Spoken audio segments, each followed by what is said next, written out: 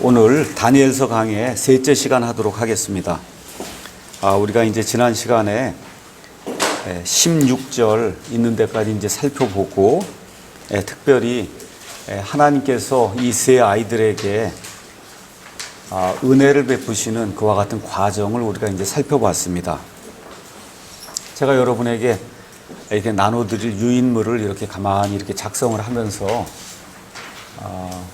이 안에는 뭐 제 딸도 있고, 저보다 한 30살쯤 이렇게 나이가 적은 이런 형제자매들도 있고, 30년 전쯤에 내 모습을 이렇게 이제 보면서 다들 이 세상 살면은 다 복받고 살기를 원하잖아요. 그렇죠? 특별히 세상의 복도 복이지만 하나님의 복을 받기를 굉장히 다 원하고, 그래서 예수님 믿는 그런 사람들도 많이 있고, 저 역시도 하나님의 복을 받기 위해서 예수님 믿는 거 사실이에요. 제일 큰 복은 구원받는 거, 하나님의 아들, 딸이 되는 그게 이제 가장 큰 거고, 또 여기 성경 가서 보면 뭐 다윗 왕도 있고 솔로몬도 있고, 또 여기 다니엘처럼 여러 왕들과 함께 이렇게 정치를 하면서 세상의 여러 그 일들을 이렇게 다스리고 이끌고 나가는 그런 훌륭한 그런 사람이 여기 나온단 말이죠. 그렇죠? 그래서 이제 이런 것들을 이렇게 보면서 특히 우리 한마음 미션에는 젊은 사람들이 이제 많이 있으니까 어떻게 해야 복을 받을 것인가, 뭐 많은 분들이 이렇게 관심을 가지고 있고, 그래서 제가 메뉴에 써놓은 게 복을 받으려고 하지 말고 복을 받을 수 있는 사람이 되라, 제가 그렇게 적어놨습니다. 자꾸 복을 받으려고 쫓아다녀서는 복이 안 와요. 내가 하나님의 복을 받을 수 있는 사람이 돼야 하나님의 복이 자동으로 오는 거다. 그 내용이 지금 여기 다니엘서 1장, 2장 넘어가면서 계속해서 나오는 그와 같은 주제예요. 그러니까 우리가 다니엘서를 공부한다 그러니까 많은 사람들이 이제 뭐 예언이 나오고 뭐 이렇게 해갖고 쫙 퍼지는, 물론 그거 있어요, 그 안에. 그런데 왜 하나님이 다니엘에게 예언을 주시고 다니엘을 사자굴에서 건져내시고, 그렇죠? 그러면서 장수하는 그런 복을 누리게 해주셨는가? 그거를 캐치하는 사람이 지혜로운 사람이다. 그러니까 자꾸 겉으로 드러나는 무언가, 뭐 정치 지도자 뭐 해서 오래 살고 복 많이 받고 이런 것 쪽으로 연구를 하려고 생각하지 마시고, 이 사람이 어떤 사람이기에 하나님의 복을 받았는가, 이걸 생각하는 사람이 지혜로운 사람이다.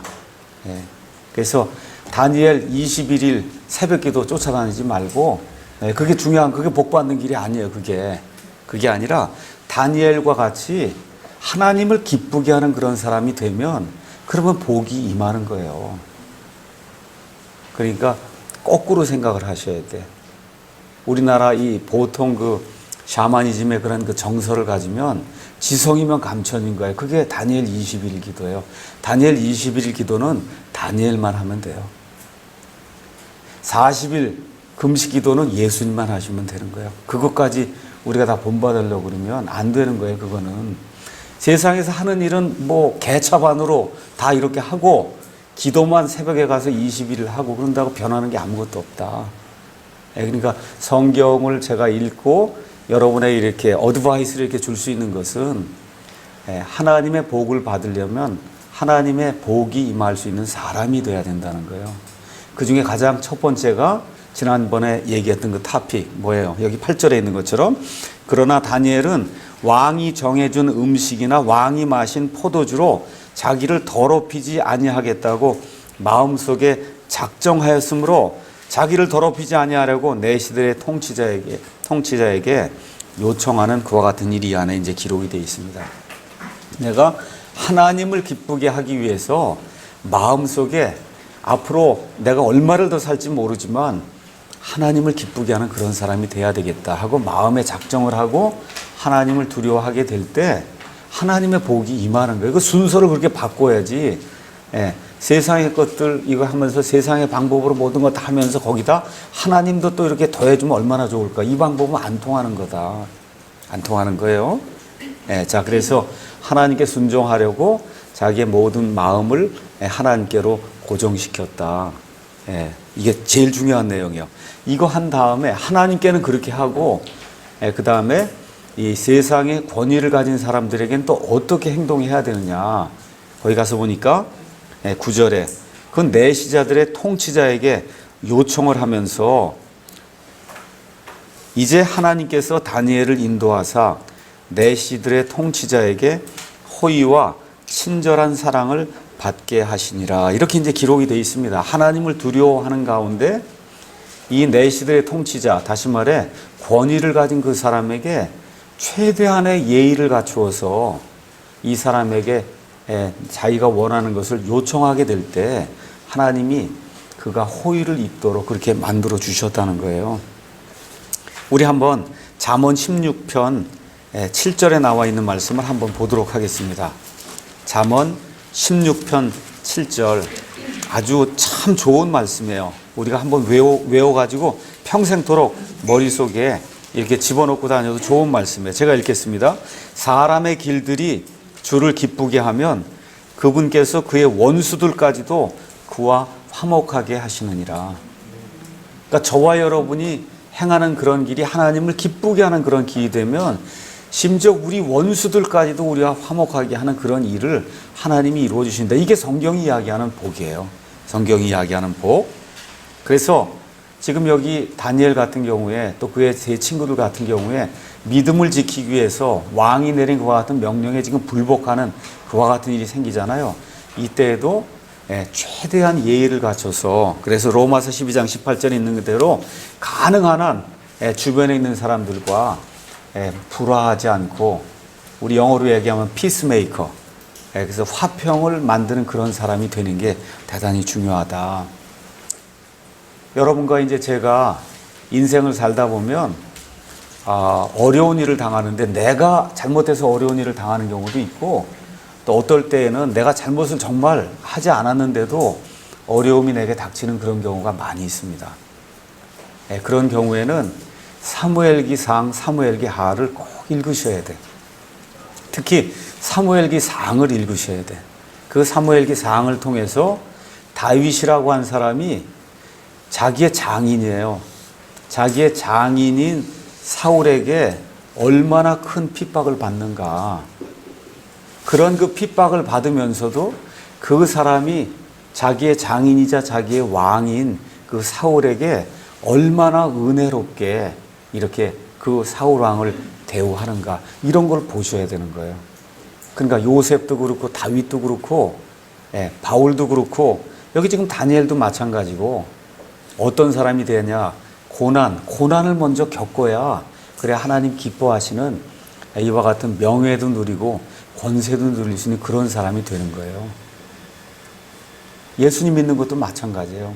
이 세상에서 먼저 크로스가 있어야 됩니다. 크로스, 십자가가 먼저 있고 나중에 크라운이 있는 거예요. 예수님도 이 땅에 초림하셔서 먼저 크로스, 십자가를 지시고, 그리고 어떻게 해요? 지금 하늘에 올라가셔서 나중에 여기 재림하실 때 이 왕관을 가지고 왕으로서 이제 다스리러 오시거든요. 우리 성도들도 이 땅에 사는 가운데 그리스도인으로 살다 보면 핍박을 받을 수밖에 없다. 디모데후서에서 바울이 우리에게 그렇게 이야기합니다. 그래서 먼저 크로스, 그 다음에 크라운이 우리에게 임하는 거다. 우리가 한번 다윗이 자기 장인 그 사울이 그렇게 자기를 잡아 죽이려고 할 때 어떻게 은혜롭게 이렇게 사울을 대하는가 한번 잠깐 보겠습니다. 사무엘기상 24장 가서 보시면은 사울이 다윗을 잡아 죽이려고 많은 군대와 함께 그를 찾으러 이제 다니다가 드디어 이제 다윗이 사울을 죽일 수 있는 그와 같은 기회가 이제 생겼습니다. 24장 가서 보겠습니다. 10절에 굴 속에 사울만 있게 될 때 다윗과 그의 군대들이 가서 그를 죽일 수 있는 그와 같은 계기가 있었지만, 다윗이 10절에 보소서 오늘 주께서 왕을 굴에서 내 손에 넘겨주신 것을 이날 왕의 눈이 보셨나이다. 몇 사람이 내게 권하여 왕을 죽이게 하였으나 내 눈이 왕을 아끼어 내가 말하기를 나는 내 손을 내밀어 내 주를 치지 아니하리니 그는 주의 기름 부음 받은 자니라 하였나이다. 이거 이야기하면서 자기 자신을 낮추는데 어떻게 낮추냐. 14절에 가서 보니까 이스라엘 왕, 이게 누구냐면 사울이거든요. 이스라엘 왕이 도대체 누구의 뒤를 쫓으려고 나왔나이까? 왕께서 누구를 뒤쫓나이까? 죽은 개와 벼룩을 뒤쫓나이다. 자기는 벼룩에 지나지 않는다는 거예요. 근데 지금 다윗의 지금 상태가 어때요? 하나님께서 사무엘 보고 가서 내가 사울을 버렸으니 다윗에게 기름을 부어서 그래서 이 사람이 왕이 되게 하라고 해서 사무엘에 이미 기름 부음 받은 이와 같은 왕이에요. 아직까지 실질적인 왕은 아니지만 하나님이 이미 점지해 놓으신 왕이라고. 그렇죠? 조금만 있으면 왕국이 자기에게 들어오게 되면 그러면 이 사울과 사울의 모든 가문은 그 밑에서 벌벌 길 수밖에 없는 그런 상태에 있는 거예요.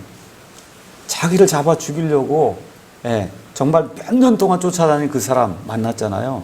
어떻게 꼬박 엎드려서 제가 벼룩과 같은 사람입니다. 제가 죽은 개나 다름없는데 어떻게 저를 쫓아오십니까? 이렇게 낮추는 이와 같은 일을 하나님이 기뻐하시는 거예요. 그러니까 앞으로 세상 생활 우리가 하는 가운데 상사들 때문에 여러 가지 어려움이 있을 수 있어요. 부당한 일 당할 수도 있습니다. 이렇게 할 때 우리가 예의를 갖추고 정말 호의를 다 이렇게 보이면서 은혜롭게 이런 일들을 처리하는 그런 사람이 돼야 된다. 사도 베드로가 로마 시대에 로마의 그 폭군이라고 하는 네로가 살던 그런 시대에 그리스도인들이 굉장히 많이 핍박을 받았거든요. 그 핍박받는 가운데 베드로전서에 권면하는 그런 말씀을 한번 보세요. 우리 그리스도인들이 어떤 사람이 되어야 되는가. 2장 13절 제가 읽습니다. 주를 위해 예수님을 위해 사람의 모든 규례에 복종하되 왕에게는 최고 권위자에게 하듯 하고 총독들에게는 악을 행하는 자를 징벌하고 잘 행하는 자를 칭찬하기 위해 그가 보낼 자들에게 하듯 하라. 존경하라는 거예요. 이 나라의 대통령을 존경하라는 거예요. 왕을 존경해라. 15절 하나님의 뜻이 멀리 있지 않아요.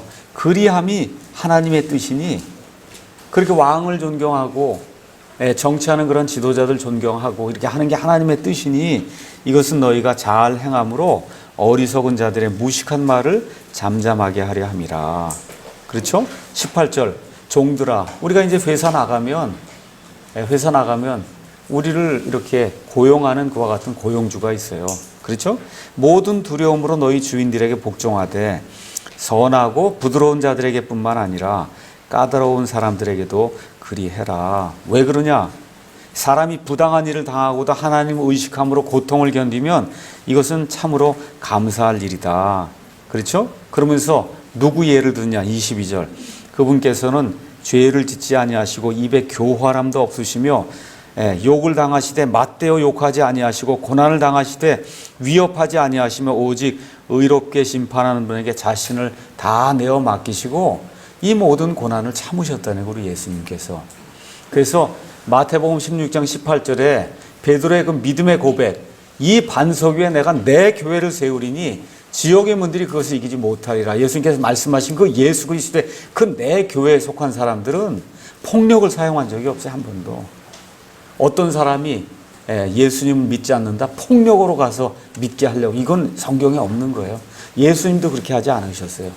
그래서 저와 여러분이 이와 같은 정신이 신구약 전체를 통해서 심지어 우리의 믿음이 위협받는 그와 같은 일이 생긴다 해도 나중에도 보면 알겠지만 용광로에 집어넣는다 해도 우리가 예의 바르게 권위에 순종하며 그러면서 우리의 갈 길을 가는 그와 같은 사람이 돼야 된다. 한마디로 신사답게 예의 있게 행동하며 이 다니엘과 그의 세 친구들이 자기들에게 맡겨진 과업을 성실하게 신실하게 이제 수행하게 될 때 하나님께서 이들의 삶을 보살펴 주셨다는 거예요. 그래서 이런 내용들을 저와 여러분이 이런 다니엘서를 보면서 잘 기억해야지. 이렇게 뭐 보니까 다니엘에 뭐 71회가 있고 뭐 거기 가서 보니까 뭐 곰이 나오고 고문 보고 이거 중요한 거예요. 예, 중요해요. 그럼에도 불구하고 더 중요한 것은 사람의 인격이 어떻게 변하는가, 하나님을 두려워하는 가운데 이게 사실은 더 중요한 거다. 그래서 저도 지금까지 살면서 뭐 많은 여기 뭐 다니엘이나 이런 사람처럼 그런 고난은 겪지 않았지만 역시도 이제 뭐 인생을 살다 보니까 여러 가지 이제 고난을 겪었거든요. 그런 고난과 이 어려움을 겪으면서 제가 여러분에게 드릴 수 있는 그와 같은 충고는, 고난과 어려움이 오면 어떻게 이걸 빠져나갈 것인가, 여기에만 자꾸 몰두하지 말고 이 고난과 고통을 통해서 내가 무엇을 받을 것인가, 무엇을 찾을 것인가, 이거를 잘 생각하는 그런 사람이 하나님의 복을 받을 수 있는 그런 사람이다. 그래서 성경에 가서 보시면 성경에 나오는 인물은 모두가 다 고난을 통과한 사람이에요. 모세는 40년 동안 이집트 생활하면서 이집트의 왕자로 이집트의 모든 부요함을 다 누린 사람이에요. 근데 하나님을 위해서 일을 하겠다고 딱 나서게 될 때 사람을 죽이게 되고, 그리고선 40년 동안 미디안 광야를 헤매면서 염소똥, 양똥, 낙타똥 이런 거 치던 사람이 40년 동안. 그래서 어떻게 해요? 내가 아무것도 할 수 없습니다 하고 모든 걸 하나님 앞에 내려놓게 될 때 하나님이 나타나신 거예요. 하나님이 나타나신 거다. 그 40년의 이 고통과 고난의 시간이 없었으면 모세가 어떻게 이 이집트에 내려가서 그 백성을 구원하고, 그 백성이 보통 복이 뻣뻣한 그런 백성이 아니고 이스라엘 백성이 어찌나 속을 썩이는지, 하나님 저를 좀 죽여주십시오. 모세가 그랬잖아요. 어찌나 속을 썩이는지. 그런 것들을 어떻게 이겼냐. 그 미디안 땅에서 양들을 쫓아다니면서 정말 나는 아무것도 아닙니다 하고 고통을 받는 그런 과정을 통해서. 여기 지금 다윗도 마찬가지예요. 사울로부터 인간으로서 받을 수 거의 없다고 생각할 정도의 그 같은 고난을 겪은 그 이후에 다윗이라고 하는 하나님의 마음에 합했다고 하는 하나님의 말씀이 전달해주는 그런 사람이 나오는 거다. 우리 예수님도 마찬가지예요. 사도 바울도 마찬가지예요. 다마스커스 도상에서 예수님을 만났어요. 그 이후에 그냥 곧바로 사도 바울이 말씀을 선포한 게 아니에요. 어디로 가요? 아라비아 광야의 이 사막으로 들어가서, 그래서 예수 그리스도와 교제를 나누며 자기 자신을 완전히 내려놓고, 그리고 예수님의 고난을 몸으로 체득하는 그와 같은 일들 겪은 이후에 이방인들의 사도가 돼서 하나님의 말씀을 온 세상에 편만하게 전하는 그와 같은 사람이 됐다. 그래서 살다 보면 고난과 고통이 반드시 오게 돼 있어요. 제 딸이 이제 여기 있는데, 제 아내가 여기 있는데, 제가 이야기하는 그 내용을 이 두 사람은 조금 이해할 거예요. 무슨 내용인지. 사람이 다 어려움을 겪게 돼 있다. 어려움을 겪게 돼 있어요. 그 어려움이 있어야 사람이 커지는 거예요. 커지는 거예요. 그래서 그런 것들을 하나 밟고 일어서고, 하나 밟고 일어서고, 이렇게 해서 사람이 점점점 성장을 하는 거다. 그래서 하나님한테 자꾸 고난 달라고 기도할 필요는 없지만, 고난이 오면 이거를 잘 이겨내야 되겠다. 다니엘과 그의 세 친구들이 이와 같은 고난을 잘 이겨내게 될 때 하나님을 기쁘게 하고 사람을 살리는 그런 사람이 된 거예요. 자, 17절에서 이제 20절에 있는 말씀, 하나님이 이제 문제를 풀어주시고 성공을 주시는 그 말씀 제가 읽겠습니다. 이 네 아이들로 말하건대 하나님께서 그들에게 지식을 주시고 모든 학문과 지혜에서 능숙함을 주셨으며, 또 다니엘은 모든 환상과 꿈을 깨달아 알더라. 그가 그들을 데리고 들어와야 한다고 왕이 말한 날들이 이제 끝나니, 얼마에? 3년 기간이 끝나니 그때 내 시대의 통치자가 그들을 데리고 느부갓네살 앞으로 들어오니라. 왕이 그들과 대화하고 그들 모두 가운데 다니엘과 하나냐와 미사엘과 아사랴와 같은 자를 찾지 못하였으므로 그들을 왕 앞에 서게 하니라.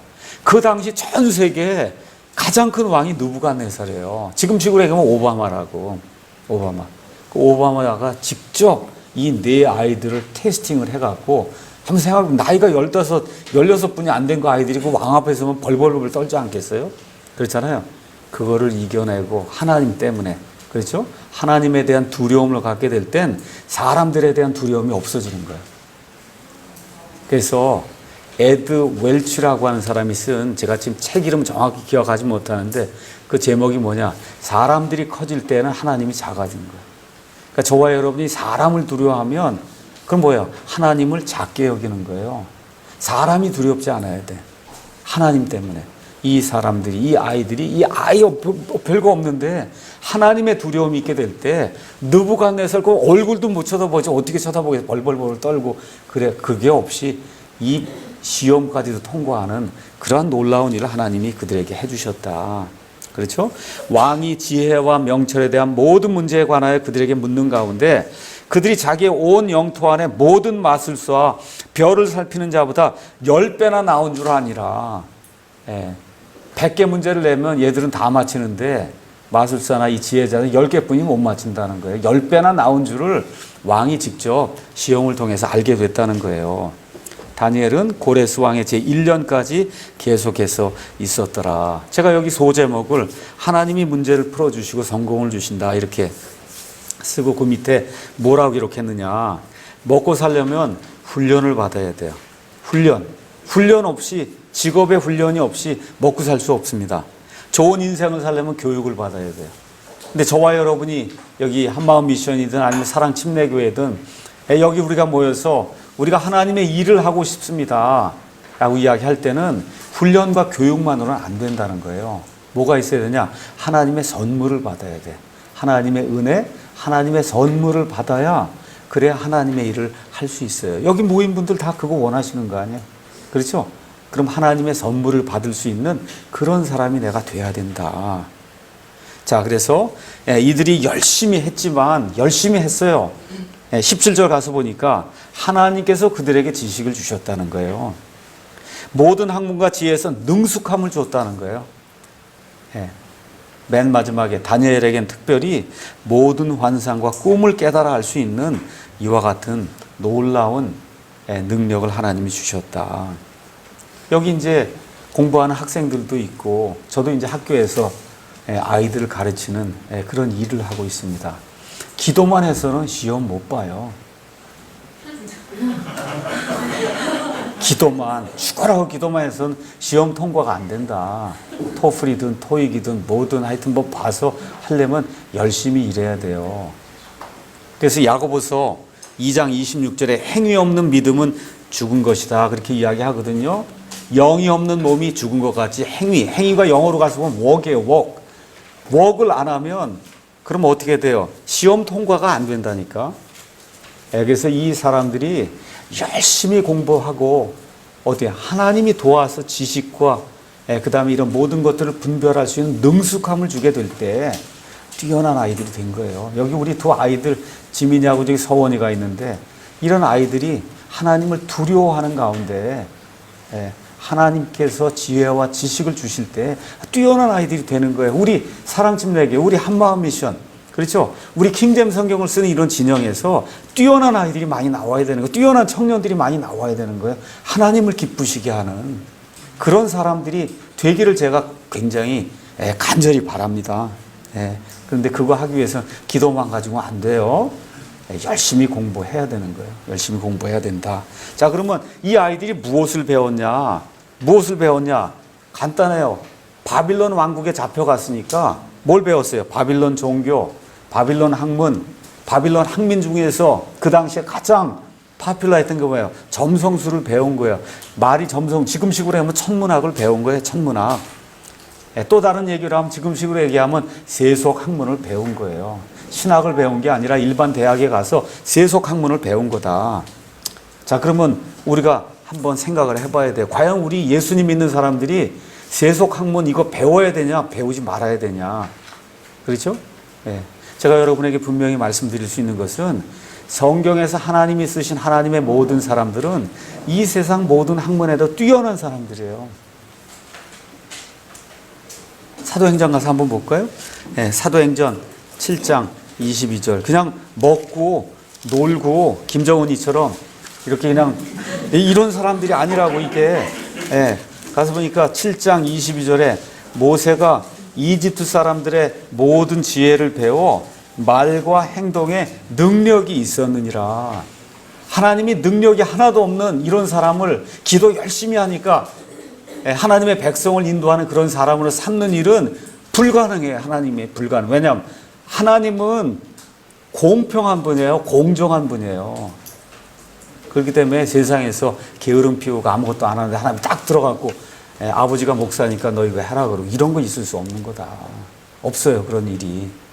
항상 최선을 다해서 이 세상 모든 것에도 열심을 내는 그런 사람을 하나님이 쓰시는 거예요. 사도 바울 그 당시에 가말리엘이라고 하는 가장 유명한 율법 박사, 그 밑에 문화생으로 들어와서 공부를 했다. 그 얘기는 무슨 얘기예요? 그의 아버지가 지금의 터키 지방의 그 다소 지방에서 그 아이가 태어났을 때 이 아이를 랍비로 만들어야 되겠다 해서 그냥 열심히 공부를 시키다가 여기 이거 다소에서는 안 되겠구나 해서 어떻게 예루살렘으로 유학을 보낸 거예요.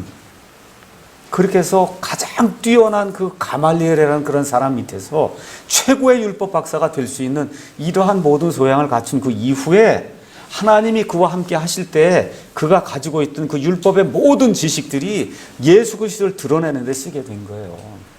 마르틴 루터라고 한 사람이 로마 가톨릭 사제로서 얼마나 책을 많이 읽고 원어 공부를 하고 공부를 많이 한 사람이 알 수가 없어요. 이 사람이 진리를 찾기 위해서 부단히 애를 쓰는 그런 가운데 그가 믿음으로 의롭게 된다는 그 하나님의 진리를 찾은 이후에 그가 지금까지 가지고 있던 그런 모든 지식이 예수 그리스도를 알리는 그와 같은 게 쓰이게 돼서 인류 역사상 신약 시대가 열린 그 이후에 인류 역사상 예수님 사건 다음에 세상을 가장 크게 바꾼 게 마틴 루터의 종교개혁이거든요. 이 종교개혁을 통해서 유럽이 르네상스가 일어나게 되면서 모든 것들이 변화하게 돼서 그래서 지금의 우리의 자유를 우리가 누릴 수 있게 된 거거든요. 그래서 하나님의 사람들은 어디를 가서 보나 열심히 하는 사람들이다. 열심히. 다니엘도 마찬가지고 세상 학문 내가 지금 한단 말이에요. 천문학을 한다. 열심히 해서 거기 대가가 돼야 되는 거예요. 내가 공학을 한다. 열심히 해서 그거에 대가가 돼야 되는 거다. 역사를 한다. 열심히 해서 그거에 대가가 돼야 되는 거예요. 그래서 이런 것들을 악으로 여기고 나는 세상 공부 안 한다 그러고 저기 절에 가서 은둔하고 이러면 하나님의 사람이 될 수 없는 거다. 우리는 세상에 살지만 세상에 속한 사람은 아니에요.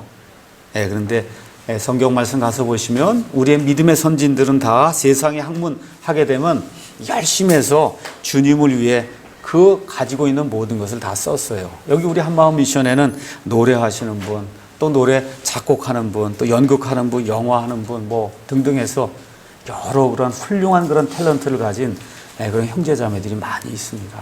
하나님께 여기 있는 대로 마음의 작정을 하세요. 하나님, 하나님의 영광을 위해서 제가 가지고 있는 이런 탤런트를 쓰길 원하오니 하나님께서 제게 능력을 주시기 바랍니다. 그렇게 간구할 때 하나님이 함께 해줄 겁니다. 전도서 9장에 있는 말씀, 제가 아주 좋아하는 그 말씀을 여러분에게 이제 하나 드리겠습니다. 전도서 9장 10절. 전도서 9장 10절. 이것도 집에다가 크게 해서 하나 써놓으면 좋아요. 다 같이 한번 읽어보겠습니다. 전도서 9장 10절. 무엇이든지 내 손이 해야 할 일을 얻는 대로 내 힘으로 그것을 하라. 내가 가게 될 무덤 속에는 일도 없고 계획도 없고 지식도 없고 지혜가 없느니라. 어떻게 여기서 해야 되는 거야? 이 다음에 죽은 다음에 하려고 해서 소용이 없어요. 여기 지금 살아있는 동안에 힘을 가지고 최선을 다해서 이게 성경을 이렇게 번역하는 것도 그냥 되는 게 아니에요. 하루에 10시간, 16시간이고 자리에 앉아서 성경을 하나하나 대조해 가면서 이렇게 노력을 하게 될 때 이와 같은 이 성경이란 이런 프로덕트가 나오고 다 그렇게 되는 거예요. 공과대학에 가서 뭐 저 같은 경우 이제 박사를 했지만 그냥 되는 게 아니다. 이게 열심히 해야 되는 거예요. 열심히. 열심히 하게 될 때 하나님이 우리에게 은혜를 베풀어 주신다. 그래서 여기 이것과 함께 우리 한마음 미션에 모든 형제자매들에게 주고 싶은 말씀이 9절에 있습니다. 제가 읽겠습니다. 내 헛된 삶의 모든 날, 곧 그분께서 해 아래서 내게 주신 내 모든 헛된 날에 내가 사랑하는 아내와 함께 즐겁게 살지어다. 그것은 이 삶 속에서 내가 해 아래서 행하는 수고 중에서 내가 받을 몫이니라. 여기 아직 장가가지 않고 시집가지 않은 형제자매들에게 제가 주는 하나님의 권고의 말씀이에요. 그래서 빨리 시집장가 가서 아기를 낳고 그렇게 해서 하나님이 주시는 이 기쁨을 누리는 게 그게 그리스도인들이 해야 될 일이다. 저는 만 24살에 장가를 가서 우리 큰딸이 지금 만 30살이에요. 그래서 할 일을 다 끝냈다고. 그래서 여기 있는 것처럼 제 아내와 함께 여기 있는데 이 삶 속에서 내가 해 아래서 행하는 수고 중에서 받을 몫을 제가 지금 받고 있는 거라니까. 그러니까 늦추지 마라. 늦춰봐야 아무 소용없어요. 빨리 가서 좋은 짝들 이렇게 찾아가지고 그리고 시집 장가가는 게 그게 하나님의 가장 큰 뜻이 하나님의 가장 큰 뜻이 시집 장가가는 거예요. 딴 거 없어요. 그래서 생육하고 번성해서 온 땅을 채우고 하나님의 경건한 자손들을 내는 게 하나님의 가장 큰 뜻이에요. 사람을 만드신 가장 큰 뜻이야. 그러니까 하나님의 뭐 뜻을 딴 데 가서 자꾸 찾으려고 하지 말고 여러분이 할 수 있는 가장 쉽고도 가장 중요한 뜻을 이렇게 해서 이제 이번 가을엔 좀 힘들겠지만 내년 봄부터는 계속해서 커플들이 쏟아져 나오고 아기도 낳고 이렇게 해갖고 오면 얼마나 좋겠어요. 아멘이 없네. 아멘이 없어. 자, 하나 더 주겠어요. 또 하나 해줄게요. 4절.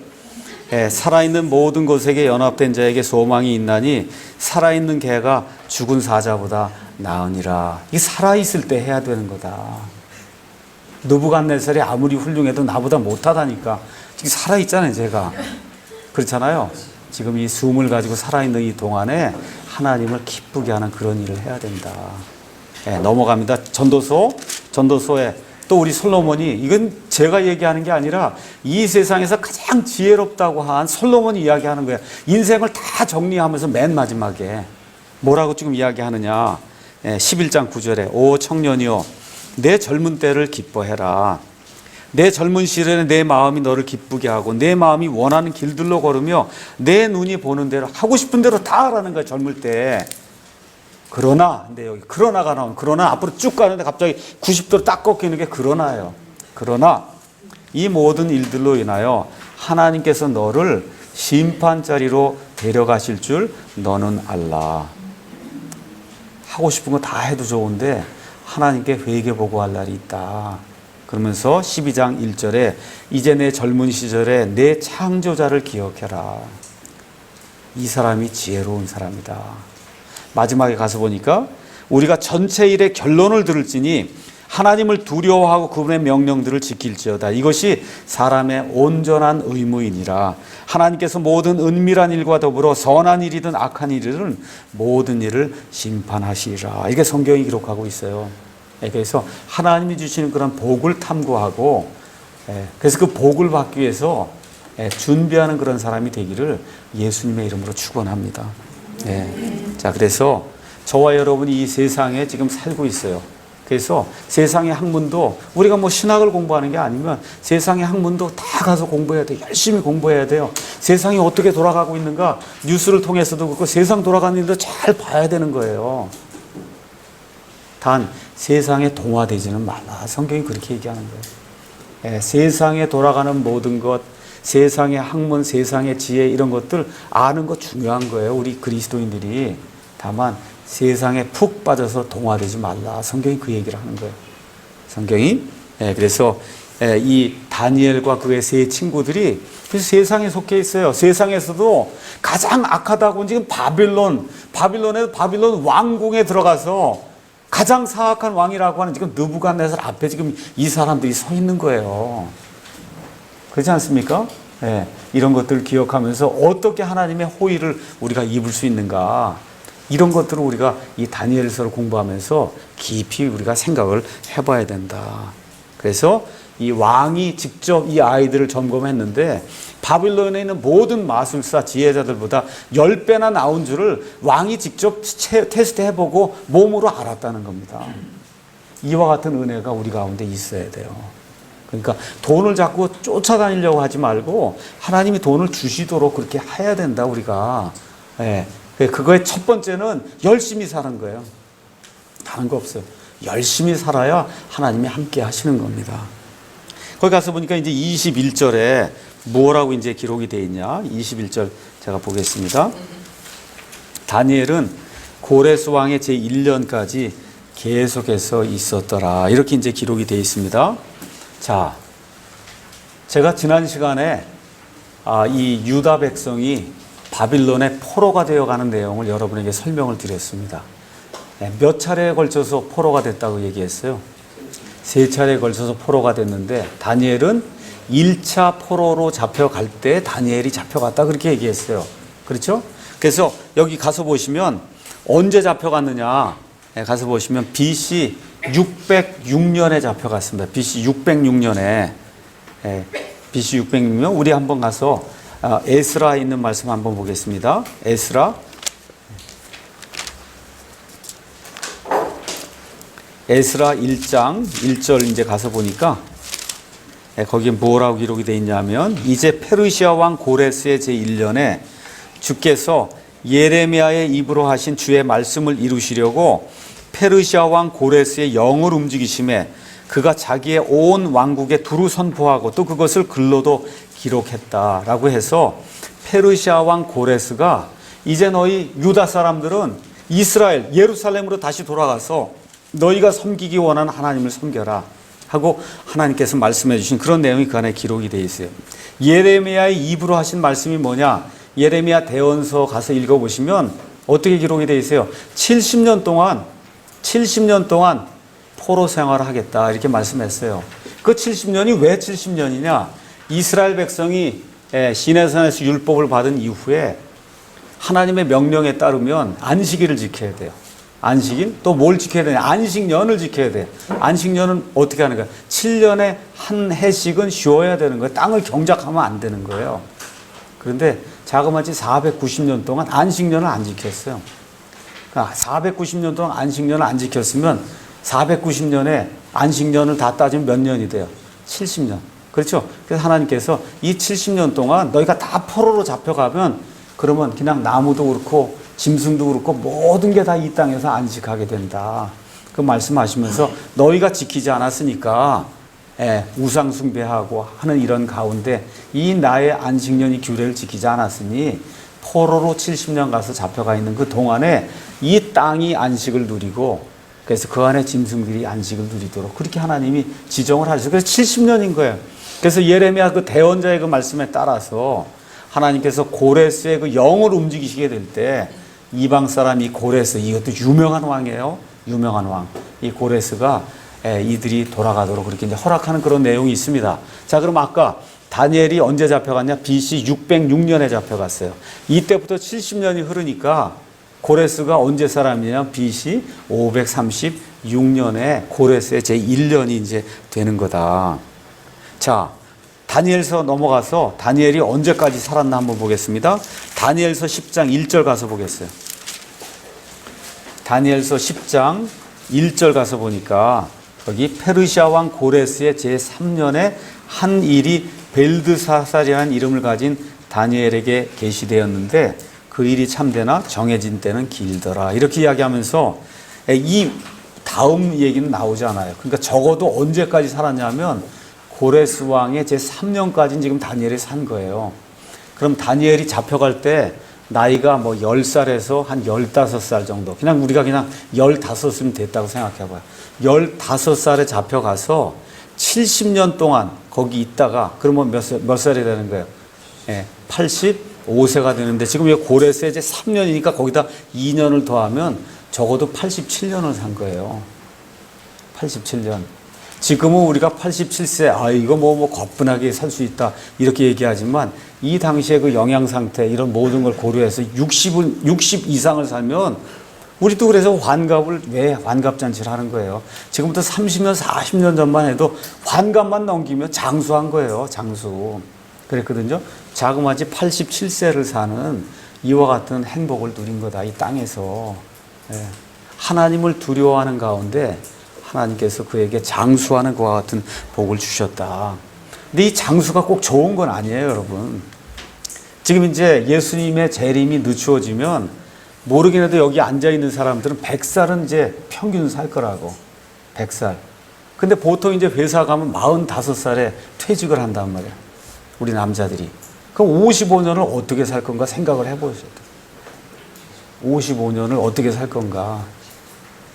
이건 심각한 문제예요. 제가 우리 학교 학생들에게도 늘 얘기하는 거, 우리 엔지니어링 졸업한 아이들에게.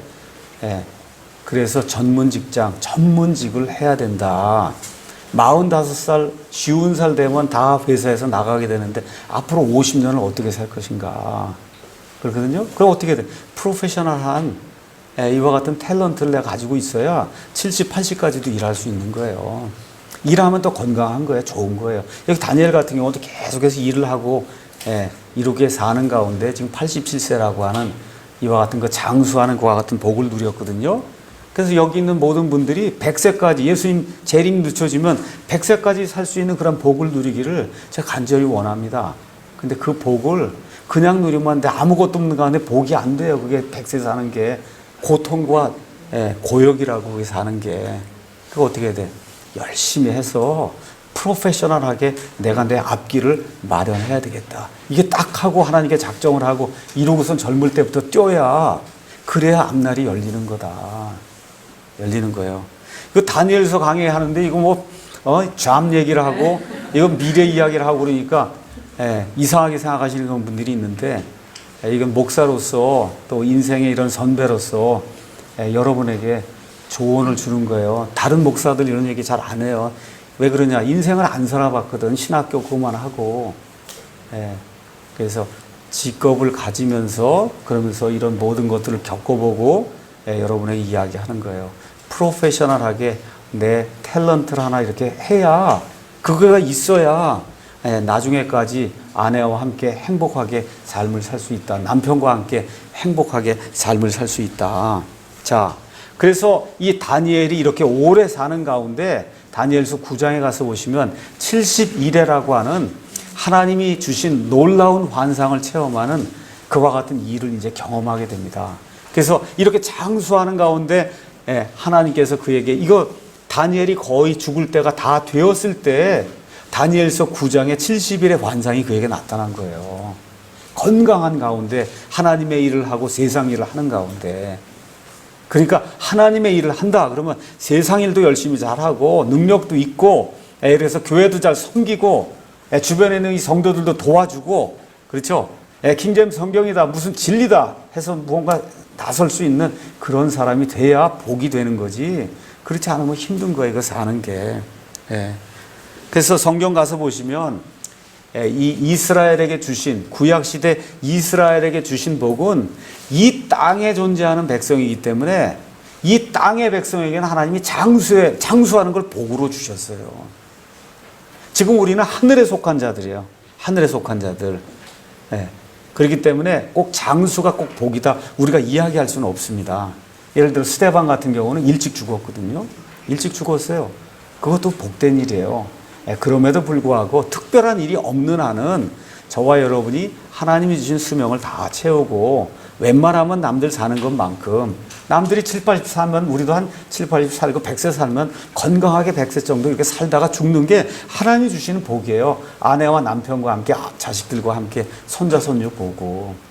그래서 저도 이제 한 60세고 뭐 65세 넘어가서 손자 손녀 생기면 이제 다 이런 거 내려놓으려고요.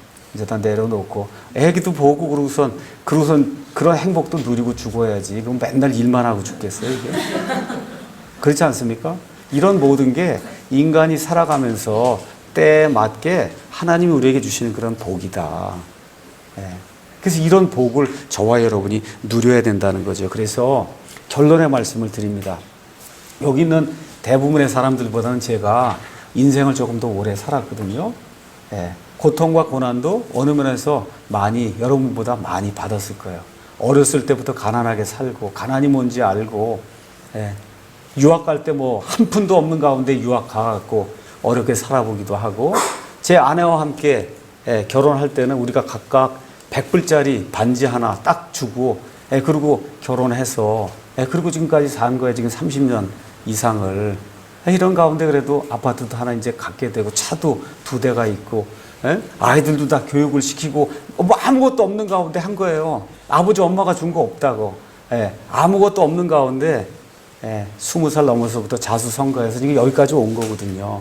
이런 모든 것들 이 인생을 사는 가운데 저와 여러분을 꼭 기억할 것, 상황이 어려운 일이 꼭 생긴다. 부부관계도 어렵게 되고 자식들 속썩이는 일도 있고 뭐 재물의 어떤 손해를 보는 그런 일들도 있고 교회 생활이 안 되는 경우도 있고 하여튼 여러 가지 어려운 그런 상황이 생긴다. 이럴 때 로마서 8장 28절의 그 말씀, 하나님을 사랑하는 자들 곧 그분의 목적에 따라 부르심을 받은 자에게는 모든 것이 합력하여 선을 이룬다. 이 모든 것은 나쁜 것도 포함되어 있는 거예요. 우리 젊을 때는 육신의 정욕 때문에 죄를 지을 수도 있어요. 그 죄까지도 하나님이 합력해서 선을 이루도록 해주신다는 거예요. 다윗도 죄를 지은 사람이에요. 모세도 죄를 지은 사람이에요. 젊을 때 그 모든 경험과 그가 가지고 있던 그런 모든 것들이 합력을 해서 선을 이루도록 하나님이 바꾸어 주신다는 거예요.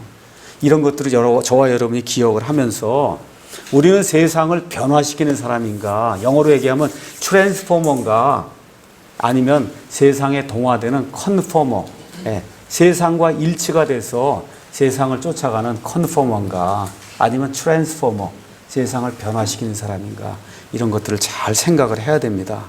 그래서 이런 모든 복은 하나님을 두려워하는 자들에게만 임한다는 거예요. 그래서 구약성경 말라기에 있는 말씀, 제가 아주 굉장히 좋아하는 그 말씀 여러분에게 말씀드리고 첫 시간 마치겠습니다.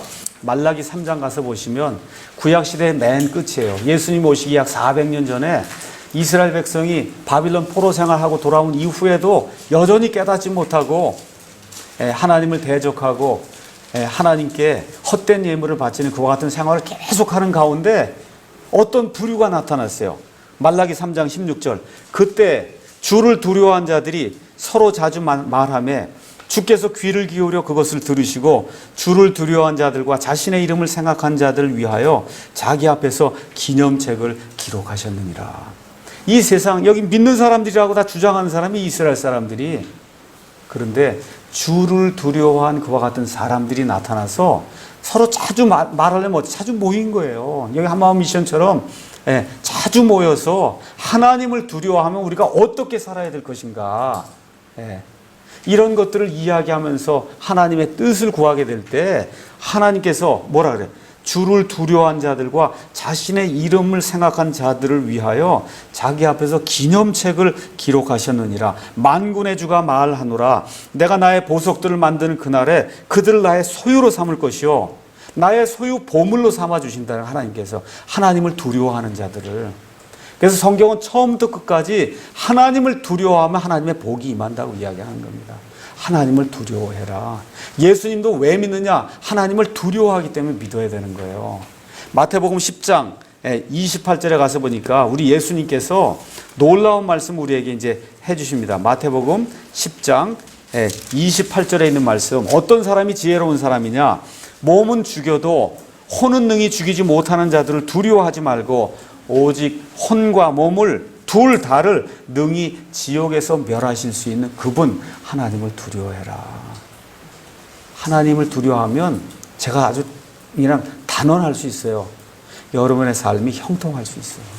하나님을 두려워하면 말하는 것, 입는 것, 그렇죠? 행하는 것, 생각하는 모든 것, 다니는 것, 이런 모든 것에서 하나님을 두려워해요. 무슨 일을 할 때마다 하나님이 이걸 기뻐하실까 아닐까 두려워하고 하나님이 기뻐하는 일을 추구하면 저와 여러분의 삶이 형통할 수 있다. 그게 성경이 가르쳐주는 지혜로운 자의 성공하는 비결이다.